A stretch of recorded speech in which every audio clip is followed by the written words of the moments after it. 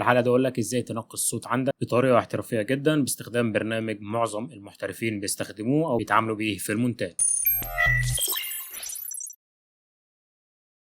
على سبيل المثال عندنا مثلا الصوت ده احنا حابين إننا نشيل الأصوات اللي في الخلفية أو نشيل الضوضاء اللي موجودة في الصوت ونخليه نقي وواضح. في الحلقة دي أقول لك على أسهل وأبسط طريقة تقدر من خلالها إنك تشيل الضوضاء أو الأصوات المزعجة في الخلفية من عندك. اول حاجه هسيب لكم رابط تحميل برنامج اوداسيتي من الموقع الرسمي في الديسكريبشن تحت الفيديو. هنفتح البرنامج وبعد كده هنسحب الصوت للبرنامج علشان نشتغل عليه. بعد كده هنحدد اي جزء في البدايه لو انت مثلا بتسجل او حتى لو صوت مسجل من الاول، لو في حته صمت موجوده في الفيديو او حته ما بين او جزء صغير جدا ما بين الكلام تقدر انك تحدده زي كده. تحدد الجزء ده هو الجزء ده مثلا اللي فيهوش كلام بس باين فيه صوت الخلفيه او صوت الهواء او هو اللي عامل تشويش على الصوت. بعد كده هنضغط على افكت، هنيجي على نويز ريموفال اند ريبير، بعد كده نختار نويز ريدكشن، بعد كده نختار جيت نويز بروفايل وهنضغط كنترول اي علشان نحدد المسار كله علشان نعمل تنقية للصوت كله. بعد كده نرجع على نفس الحاجة افكت، بعد كده نويز ريموفال اند ريبير، بعد كده نويز ريدكشن. بعد كده الاعدادات اللي موجوده عندنا من تحت هنا خليها زي ما انا عاملها بالظبط كده. الاصوات اللي في الخلفيه لو عاليه جدا